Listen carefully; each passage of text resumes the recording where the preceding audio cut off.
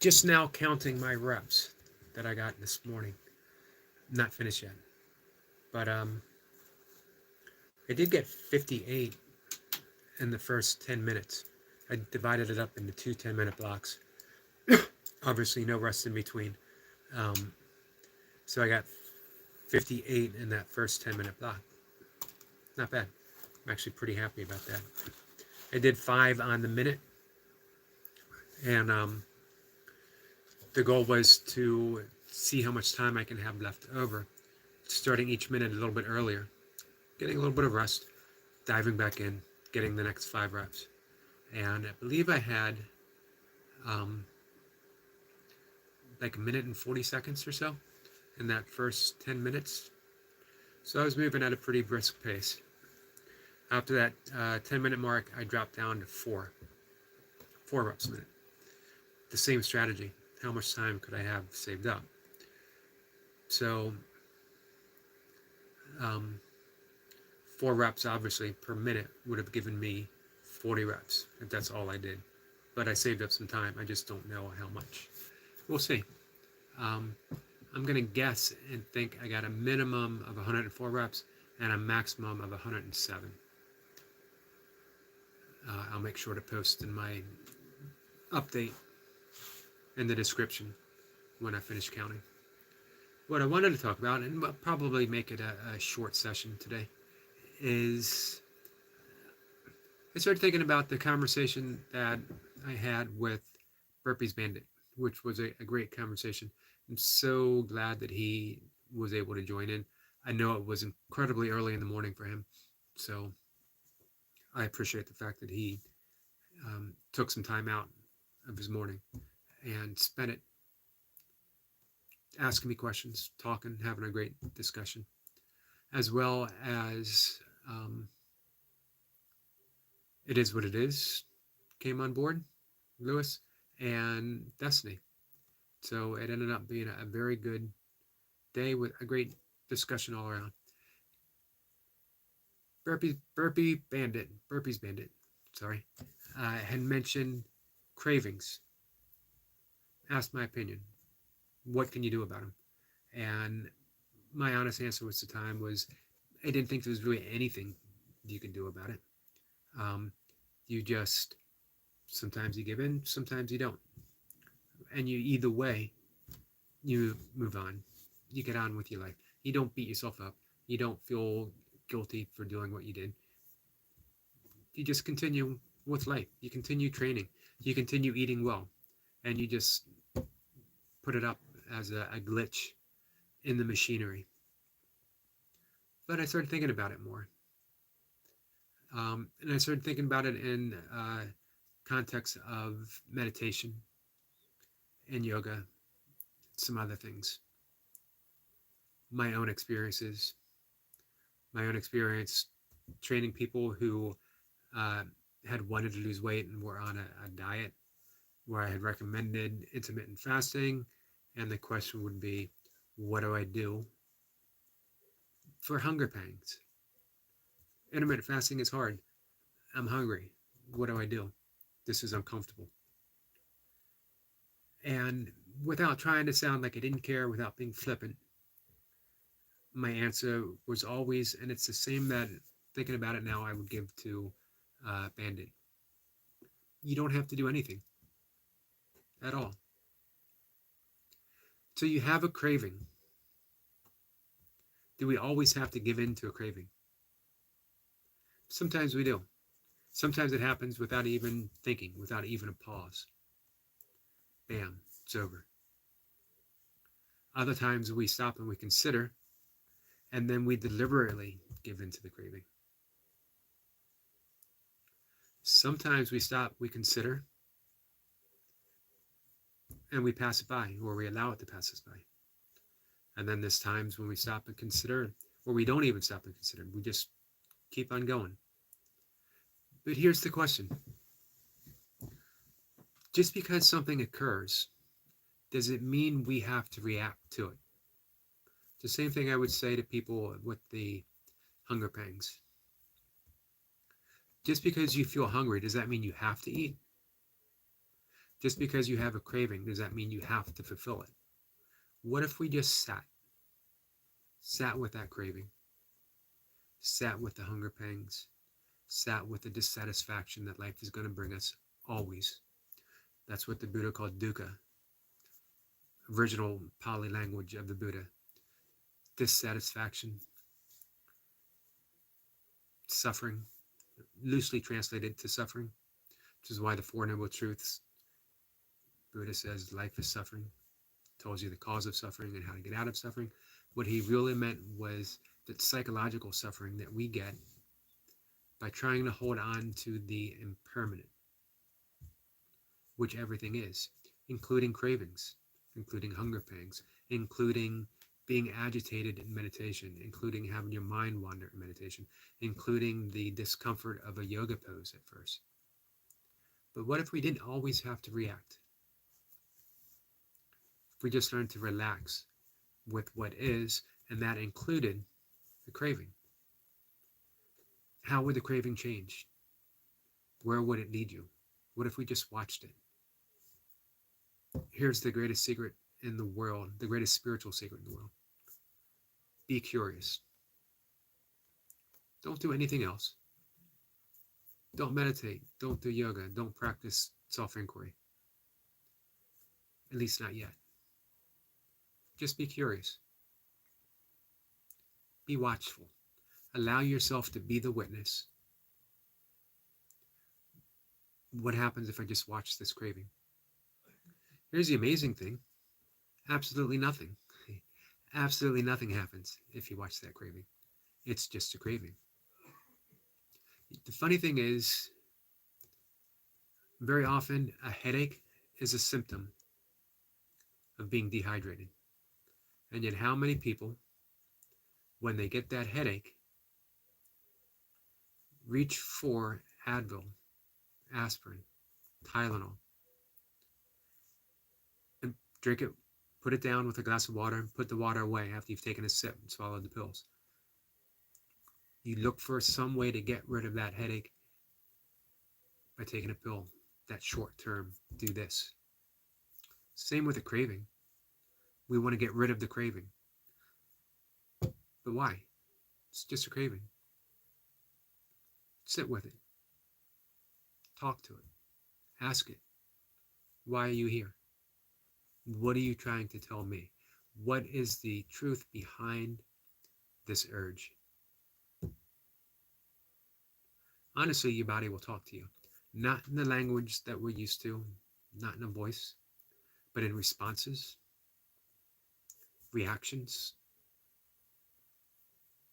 feelings. And it doesn't mean we have to act on those either. Just keep asking. Settle into questioning the body and questioning our thoughts.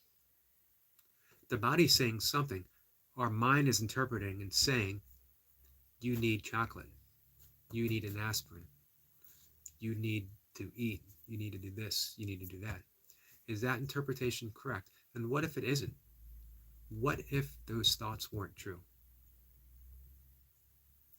That's what Katie Bryan would ask in her 4-point self-inquiry, 4 questions. Is this true? So you have a craving, and you think that craving is saying, eat chocolate, drink coffee, have some alcohol, smoke a cigarette. Is that really what the craving is telling you? Is it true? That's the first question. Can you absolutely know for certain if it's true? Without even an inkling of doubt, a paper-thin doubt, no doubt whatsoever, can you absolutely know for certain that it's true? How do you react when you have that thought, when you have that craving, when you have whatever? And the last one, maybe the most important one, who would you be in the absence of that? Who would you be in the absence of the thought that a craving means I have to eat or drink or smoke? I think the obvious would be you would be someone who could observe, who would be the witness of what is going on in the body, and you would have an option. Do I want to do this? Do I truly, truly, truly want to smoke this cigarette? Do I have to smoke this cigarette? What happens if I don't? It's the amazing thing about a craving. It's just a message. It doesn't mean it's the correct message. What if you reinterpreted that message? What if a hunger pang as your intermittent fasting meant, hey, I'm doing things right. I'm in the process of losing weight. What if a craving meant you were detoxifying from some of the bad stuff you put in your body? And there's that little rebellion, that little fight. Hey, I'm used to getting some bad stuff. It's been a day since you've given me some bad stuff. It's been a week since you've given me some bad stuff. I want it now. I need it now. What if we reinterpret that as, well, I'm really doing well. It's getting out of my system. Pretty soon, that internal voice of craving, that urge for something that I don't want any longer in my life, will get softer, turn into a whisper, less persistent, and then vanish altogether. Or maybe it'll visit once a year. So those are just my thoughts. My thoughts on craving, things that I've done in my own life as far as I've eliminated a great deal through the years. It's the same with drinking. Somehow drinking just left my life. And I drink every single day, and I did for well over a decade. In excess. To get drunk. To be drunk. And do stupid shit. One day, I had the realization, and I went into this before, so I won't again. An event happened. I was at a crucial position in my life. I could go either direction. And the realization of, if I wanted to, I never have to have another drink again. If I want to. If I want to, I can continue drinking. But either way, for whatever reason, somehow, grace, mystery, God, love, that I've been meditating and doing yoga, maybe that helped. For whatever reason, I never had another drink after that moment. Very few times have I ever wanted a drink. Alcohol just left my life. I woke up in an instant, not after a good night's sleep, in an instant, as a non-drinker. That life was behind me, almost as if I was a completely different person. Actually easier to quit drinking than it was to become a vegan. And being a vegan wasn't that hard either. It was another instant decision. I had been working towards that direction for quite some time. I had been a vegetarian for a number of years. I sort of always knew I was going to head in that vegan direction. One day, I saw a photo.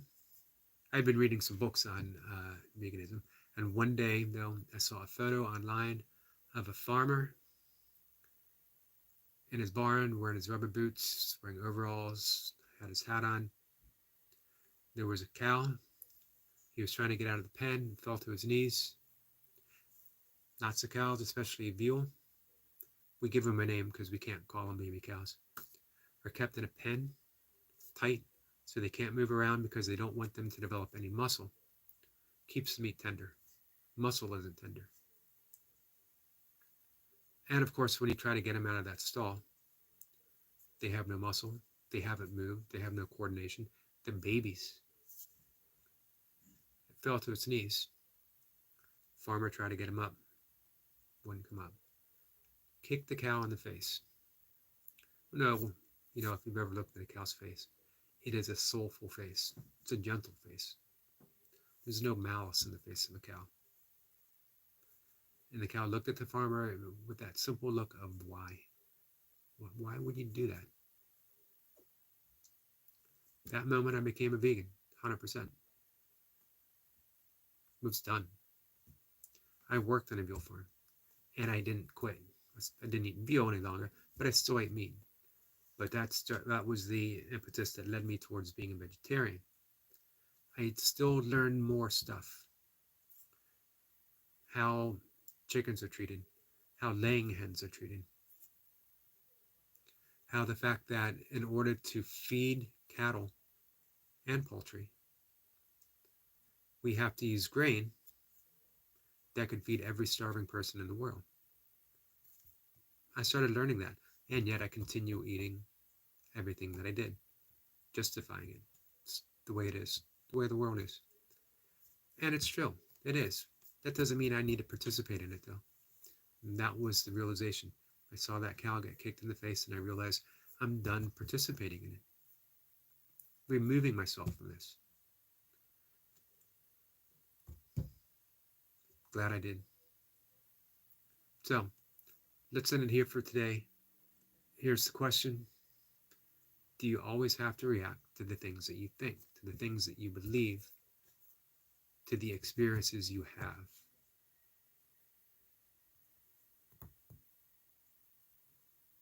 That's it, guys. I'll see you tomorrow.